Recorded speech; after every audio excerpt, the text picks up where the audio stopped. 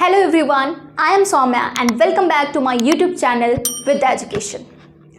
आज हम इस वीडियो में कंट्रोल एंड कोऑर्डिनेशन चैप्टर का एक बहुत ही इम्पॉर्टेंट टॉपिक जो है न्यूरॉन्स और उसकी मैकेनिज्म, उसके बारे में डिस्कस करेंगे।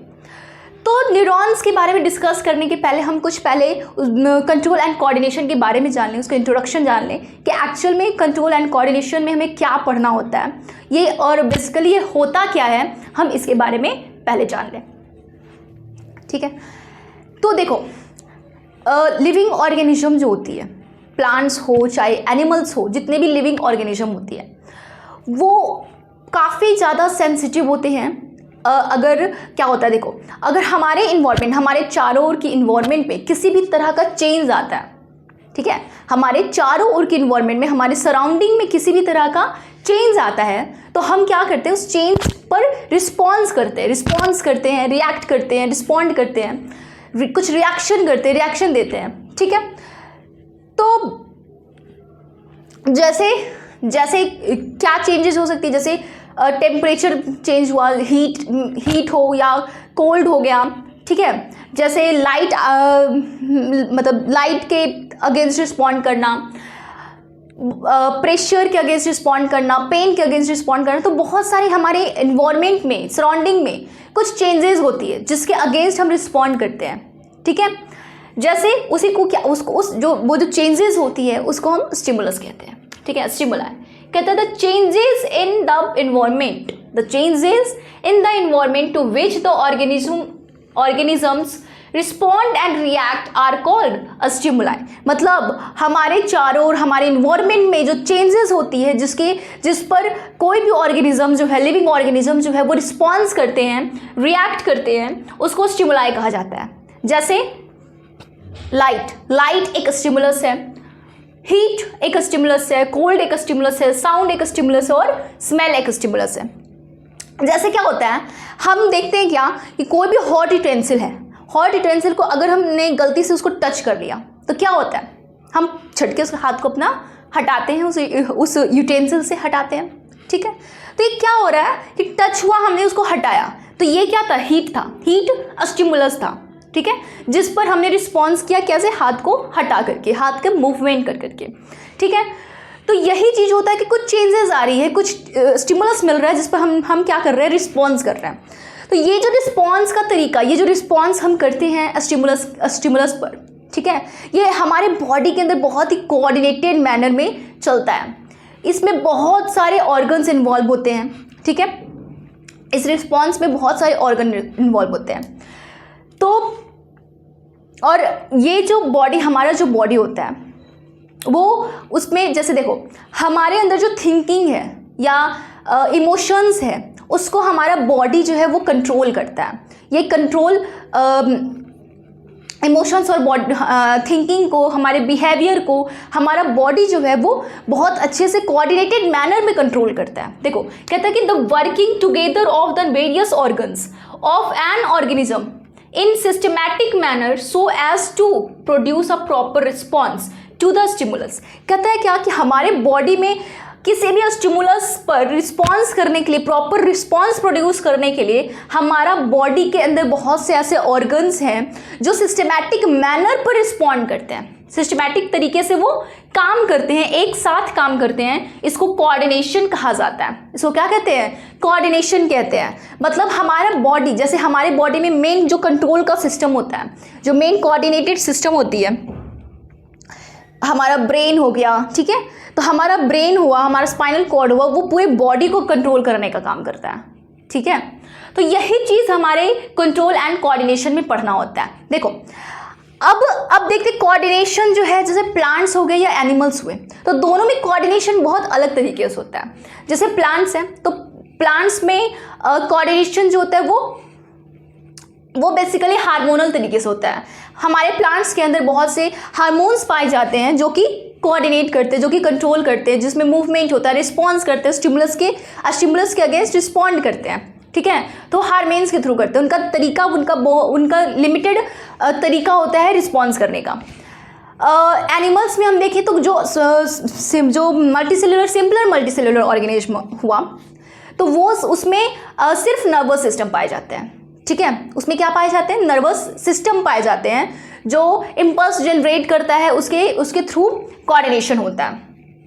हम यहाँ डिस्कस करेंगे ह्यूमन के बारे में, higher organism, higher multicellular organism के बारे में, मीन्स वर्टिब्रेट्स के बारे में, तो जिसमें मेनली ह्यूमंस के बारे में डिस्कस करेंगे। ह्यूमंस में क्या होता है? ह्यूमंस में कंट्रोल एंड कोऑर्डिनेशन के लिए दो तरह के सिस्टम पाए जाती है। फर्स्ट क्या होते हैं? नर्वस सिस्टम, ठीक है। नर्वस सिस्टम में इम्पल्स जनरेट होती है, इम्पल्स के थ्रू, इलेक्ट्रिकल इम्पल्स के थ्रू कोऑर्डिनेशन होता है। दूसरा होता है हार्मोनल सिस्टम, जिसको एंडोक्राइन सिस्टम कहते हैं, ठीक है। तो एंडोक्राइन सिस्टम के थ्रू, हार्मोनल सिस्टम के थ्रू भी हमारे बॉडी में कोऑर्डिनेशन होता है। तो मेनली ये जो दोनों सिस्टम है, ये दोनों सिस्टम बहुत ही कोऑर्डिनेटेड तरीके से मिल करके हमारे पूरे बॉडी को, हमारे बिहेवियर को, हमारे इमोशंस को कंट्रोल करते हैं, ठीक है। आया बात समझ में?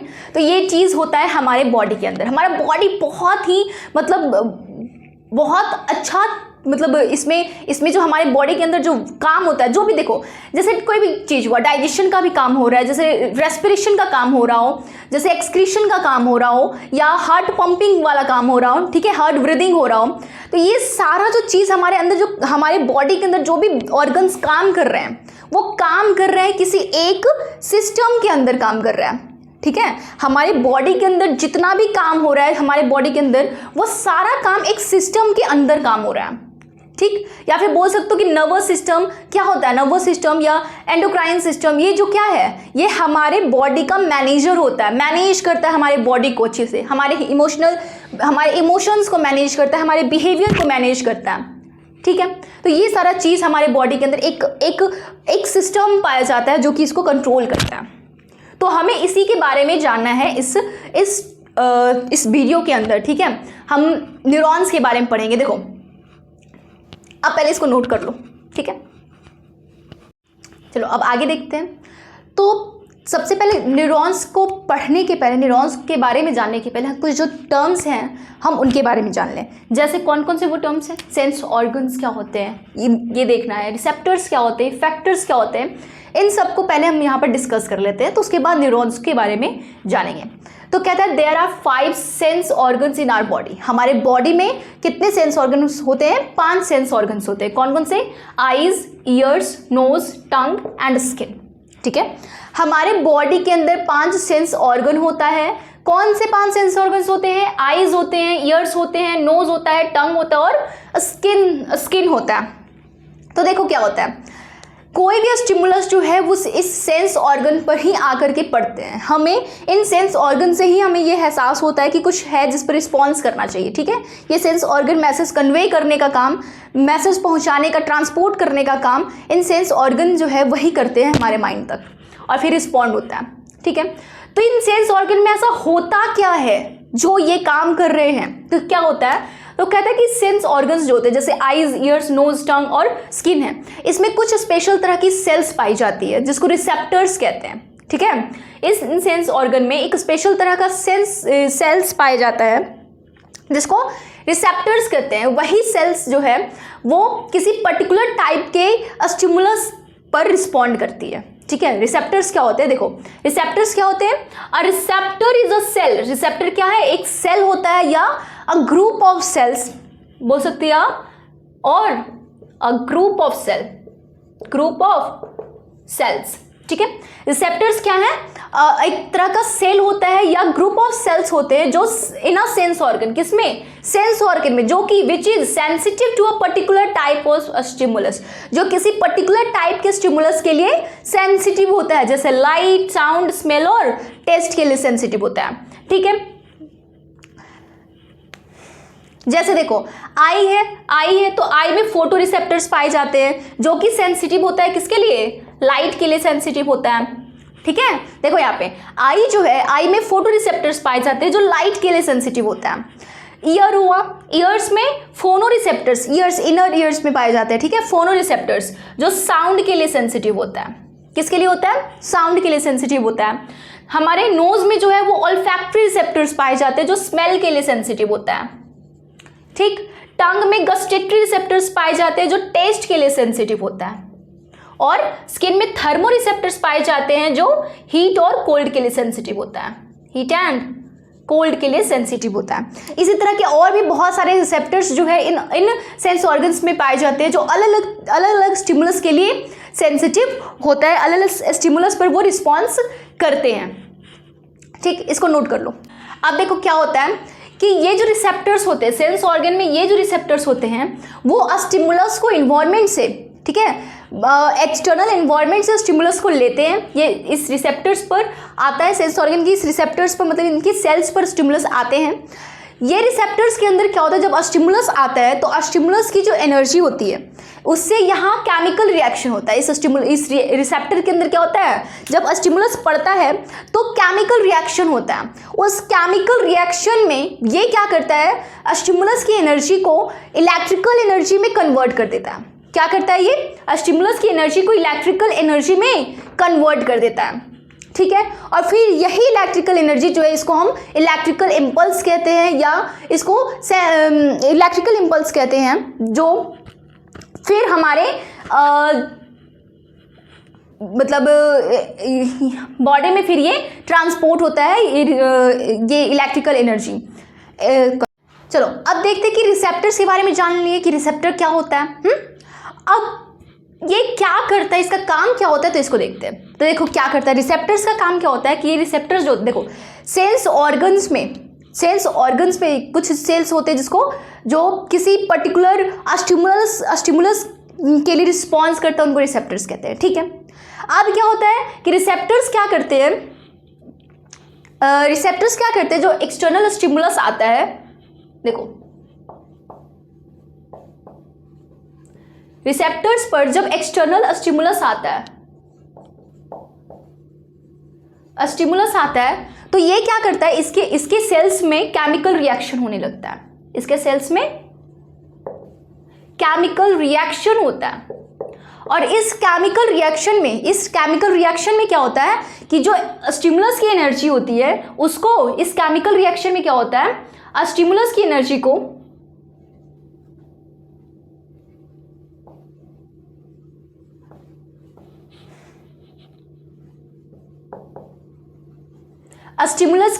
को इलेक्ट्रिकल एनर्जी में कन्वर्ट किया जाता है।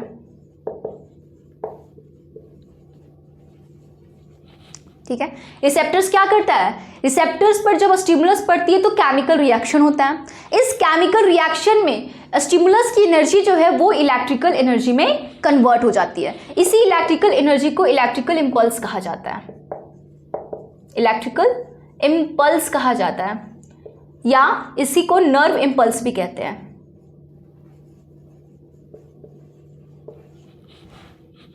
ठीक है, क्या करता है, रिसेप्टर्स स्टिमुलस की एनर्जी को इलेक्ट्रिकल एनर्जी में कन्वर्ट करते हैं, जिसको इलेक्ट्रिकल इम्पल्स कहते हैं। फिर ये इलेक्ट्रिकल इम्पल्स सेंसरी नर्व्स से होते हुए ब्रेन तक, मतलब हमारे नर्वस सिस्टम यानी ब्रेन और स्पाइनल कॉर्ड तक जाता है। फिर ये स्पाइनल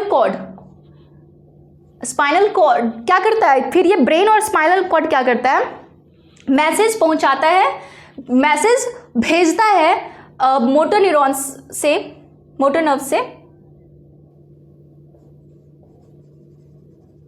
और फिर ये मोटर नर्व्स मैसेज लेकर जाता है, ब्रेन का मैसेज जो है ये मोटर नर्व्स लेकर जाता है इफेक्टर्स के पास।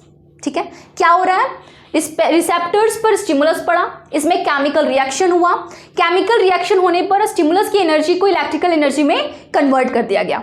ये इलेक्ट्रिकल एनर्जी को ही हम लोग इलेक्ट्रिकल इम्पल्स या नर्व इम्पल्स कहते हैं। ये इलेक्ट्रिकल एनर्जी फिर जाता है सेंसरी नर्व्स पर, सेंसरी नर्व्स इसको लेकर जाता है ब्रेन और स्पाइनल, हमारे नर्वस सिस्टम यानी ब्रेन और स्पाइनल कॉर्ड तक।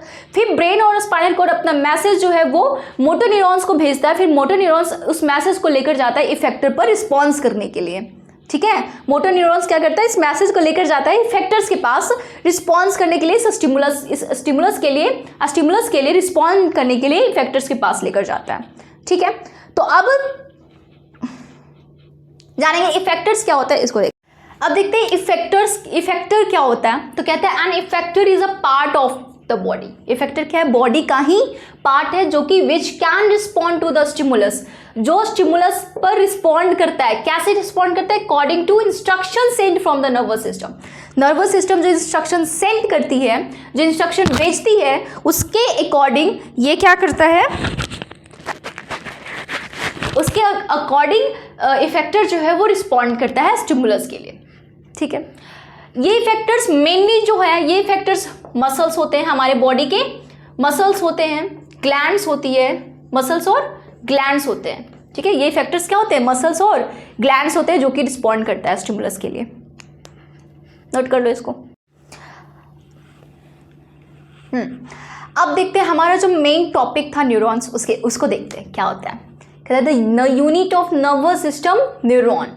नर्वस सिस्टम की यूनिट होती है। न्यूरॉन्स क्या होता है? नर्वस सिस्टम की यूनिट होती है, मतलब पूरा नर्वस सिस्टम जो है वो न्यूरॉन्स का बना होता है। न्यूरॉन्स एक स्पेशल तरह का सेल होता है। न्यूरॉन्स क्या है? सेल्स हैं जिसके बने होते हैं। ठीक है, देखो न्यूरॉन्स क्या, ये है न्यूरॉन की फिगर, ये है न्यूरॉन्स की फिगर। ये इसमें क्या होता है?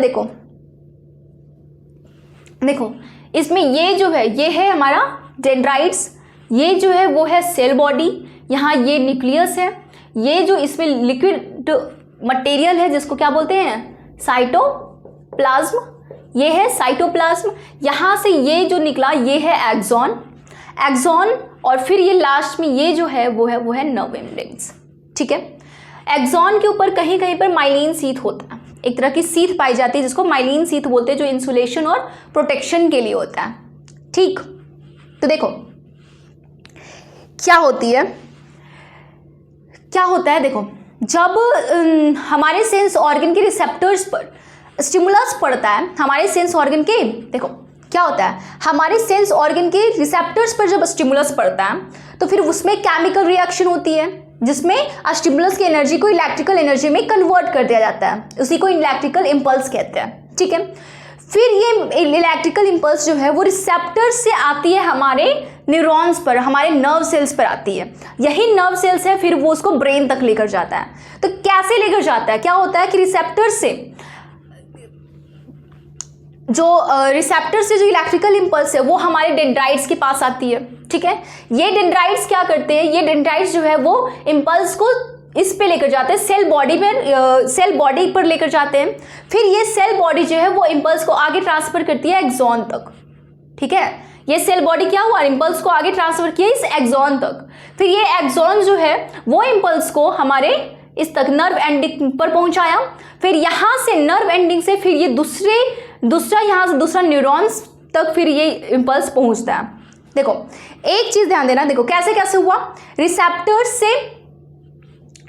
से इम्पल्स गया डेंड्राइट्स के पास, डेंड्राइट्स ने इम्पल्स को सेल बॉडी के पास पहुंचाया, सेल बॉडी ने उसको आगे कंडक्ट किया एक्सॉन के पास। ठीक है, एक्सॉन ने इसको नर्व एंडिंग तक पहुंचाया और फिर यहां से वो दूसरे न्यूरॉन्स के पास जाते हैं। ठीक, कहते हैं एक्सॉन के ऊपर जो है ये माइलिन सीथ पाई जाती है, कुछ स्पेशल तरह की सीथ पाई जाती है जो इंसुलेशन और प्रोटेक्शन के लिए होता है, जिसको माइलिन सीथ कहते हैं। ठीक है, माइलिन सीथ का काम क्या होता है? माइलिन सीथ का काम होता है यहाँ पर, देखो इम्पल्स जब आता है तो वो इस तरीके से चल जाता है। जहाँ जहाँ माइलिन सीथ होता है वहाँ पर इम्पल्स कंडक्ट नहीं होता, इम्पल्स इस जंपिंग नेचर में, जंपिंग तरीके से ही जाता है। ठीक है, ताकि इम्पल्स का कंडक्शन फास्ट हो सके और फिर वो जाता है आगे यहाँ नर्व एंडिंग तक पहुँचता है। फिर देखो यहाँ नर्व एंडिंग तक आया, फिर यहाँ से दूसरा न्यूरॉन के पास जाएगा, दूसरे न्यूरॉन्स के पास जाएगा तो उसके लिए क्या आएगा? देखो जो न्यूरॉन्स जो होते हैं सारे न्यूरॉन्स एक दूसरे से कांटेक्ट में एकदम पूरे तरीके से कांटेक्ट में नहीं होता, उसके बीच में एक छोटा सा गैप होता है। ठीक है, तो जब यहाँ से दूसरे न्यूरॉन्स के पास जाएगा तो यहाँ पर बीच में एक छोटा सा गैप होगा, उस गैप को पार करके फिर दूसरे न्यूरॉन्स तक जाएगा। ठीक है, क्या होता है? उस गैप को फिर ये पार करके क्रॉस करके दूसरे न्यूरॉन तक जाता है।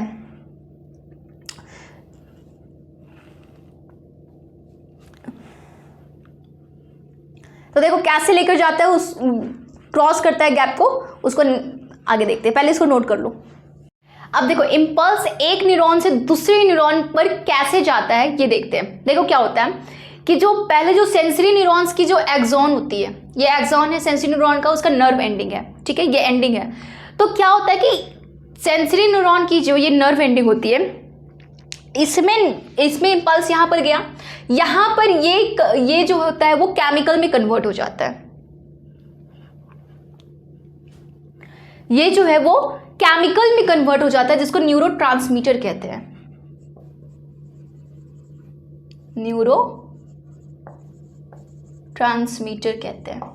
देखो क्या होता है, ये हमारा सेंसरी न्यूरॉन है, सेंसरी न्यूरॉन का ये एक्सॉन हुआ, ये नर्व एंडिंग हुआ।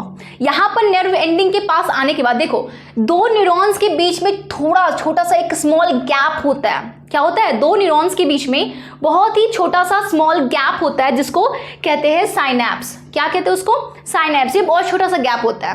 इस गैप से अब ये इलेक्ट्रिकल इंपल्स कंडक्ट नहीं करेगा, इस गैप से ये इलेक्ट्रिकल इंपल्स इस तरीके से नहीं जाता है। तो कैसे जाता है, इस नर्व एंडिंग पर जाने के बाद ये जो है वो केमिकल में चेंज हो जाता है, ठीक है, न्यूरोट्रांसमीटर में, जिसको न्यूरोट्रांसमीटर कहते हैं।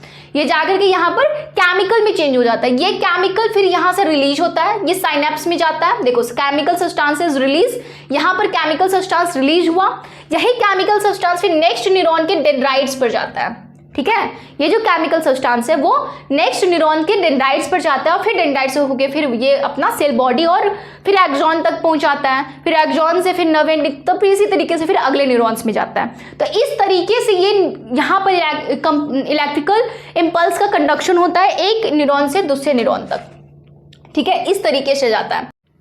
अब देखो, न्यूरॉन्स जो होते हैं वो तीन तरह के न्यूरॉन्स होते हैं। फर्स्ट है सेंसरी न्यूरॉन, दूसरा है मोटर न्यूरॉन, और तीसरा है रेले न्यूरॉन। सेंसरी न्यूरॉन क्या होता है, सेंसरी न्यूरॉन जो है वो रिसेप्टर से इलेक्ट्रिकल इम्पल्स को सेंट्रल नर्वस सिस्टम तक कंडक्ट करता है, ठीक है। सेंट्रल नर्वस सिस्टम मतलब ब्रेन और स्पाइनल कॉर्ड तक, ठीक है। रिसेप्टर से ब्रेन तक पहुंचाने का काम, इलेक्ट्रिकल इंपल्स को पहुंचाने का काम सेंसरी न्यूरॉन्स का होता है, ठीक है। मोटर न्यूरॉन्स क्या करते हैं, सेंट्रल नर्वस सिस्टम यानी ब्रेन और स्पाइनल कॉर्ड से इफेक्टर तक इंपल्स को पहुंचाते हैं, ठीक है। मोटर न्यूरॉन क्या होता है, सेंट्रल नर्वस सिस्टम से इलेक्ट्रिकल इंपल्स को इफेक्टर तक पहुंचाते हैं। और रेले न्यूरॉन्स क्या होते हैं, रेले न्यूरॉन्स जो है वो occurs in central nervous system, मतलब ये ब्रेन और स्पाइनल कॉर्ड में होते हैं। ब्रेन और स्पाइनल कॉर्ड में जो न्यूरॉन्स होता है उसको रेले न्यूरॉन्स कहते हैं, जो कि ये दूसरे न्यूरॉन्स के लिए लिंक का काम करता है, मतलब सेंसरी न्यूरॉन और मोटर न्यूरॉन के लिए लिंक का काम करता है ये रेले न्यूरॉन, ठीक है। तो आप देखो इम्पल्स कैसे कैसे गया, इम्पल्स जो है जनरेट हुआ हमारा रिसेप्टर्स पर, यहाँ स्टिमुलस से ये रिसेप्टर्स पर इलेक्ट्रिकल इम्पल्स में कन्वर्ट हुआ। रिसेप्टर्स जो है उस भेजा डेंड्राइट्स को, ये क्या बोलता है, रिसेप्टर्स भेजा किसको, सेंसरी न्यूरॉन्स को, सेंसरी न्यूरॉन्स को, ठीक है, सेंसरी न्यूरॉन्स के डेंड्राइट्स को।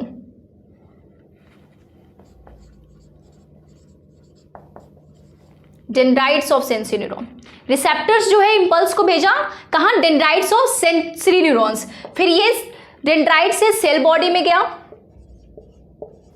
फिर सेल बॉडी से कहां गया, सेल बॉडी से एक्सॉन में गया, फिर एक्सॉन से ये गया नर्व एंडिंग तक, नर्व एंडिंग तक, ठीक है। ये जो सारा है वो सेंसरी न्यूरॉन का काम है। यहां जो अभी हुआ वो सेंसरी न्यूरॉन्स में हुआ, ठीक है। नर्व एंडिंग तक गया, फिर नर्व एंडिंग से ये साइनैप्स पर गया, साइनैप्स पे गया। साइनैप्स क्या था, दो न्यूरॉन्स के बीच का गैप था, वो साइनैप्स पर गया। फिर साइनैप्स से ये दूसरे न्यूरॉन्स पर गया, अदर न्यूरॉन, ठीक है। अब ये सारे न्यूरॉन्स जितने दूसरे न्यूरॉन्स पर गया, दूसरे न्यूरॉन्स के यहाँ पे डेंड्राइट्स पर गया, ठीक है। कैसे गया, वो न्यूरोट्रांसमीटर के हेल्प से, मतलब साइनैप्स में न्यूरोट्रांसमीटर्स जाते हैं, यहाँ पे तुम्हारा इलेक्ट्रिकल इंपल्स नहीं कंडक्ट कर पाता, ठीक है। तो केमिकल में चेंज हो जाता है न्यूरोट्रांसमीटर में, वही या साइनैप्स को क्रॉस करता है, फिर वो दूसरे न्यूरॉन्स के पास जाते हैं। फिर इस तरीके से सारे न्यूरॉन्स को ये दूसरा न्यूरॉन्स जो है और फिर दूसरे न्यूरॉन्स के पास लेकर जाएगा। फिर ऐसे ही करते करते फिर ये पहुंचता है हमारे ब्रेन तक। ब्रेन में कौन से न्यूरॉन होते हैं, ब्रेन में होता है रेले न्यूरॉन। ब्रेन और स्पाइनल कॉर्ड तक पहुंचता है जिसमें होता है रेले न्यूरॉन, रेले न्यूरॉन्स में भी कंडक्शन इसी तरीके से होता है, ठीक है। फिर ये रेले न्यूरॉन्स क्या करते हैं, फिर ये रेले न्यूरॉन्स जो है वो मोटर न्यूरॉन्स को पहुंचाते हैं, इलेक्ट्रिकल इंपल्स को मोटर न्यूरॉन्स तक पहुंचाते हैं। फिर ये मोटर न्यूरॉन्स जो है वो इफेक्टर तक पहुंचाता है और फिर इफेक्टर रिस्पॉन्ड करता है। ये पूरा काम होता है हमारा, इस तरीके से इलेक्ट्रिकल इंपल्स कंडक्ट होता है, ठीक है। इस तरीके से इलेक्ट्रिकल इंपल्स जो है वो कंडक्ट होता है। अब देखो ये जो साइनैप्स जो बताएं कि साइनैप्स जो बनता है, ये जो साइनैप्स जो बनता है वो वन वे वैल्व की तरह काम करता है। ये जो साइनैप्स है वो वन वे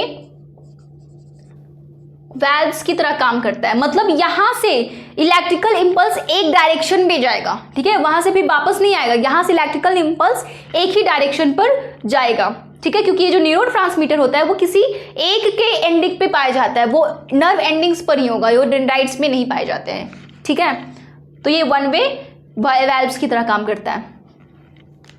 बस यही था न्यूरॉन्स और न्यूरॉन्स के मैकेनिज्म, कैसे न्यूरॉन्स जो ट्रांसमिट करता है इलेक्ट्रिकल इंपल्स को, यही था, ठीक है। इसको अच्छे से समझ लिया, ठीक है। Thank you.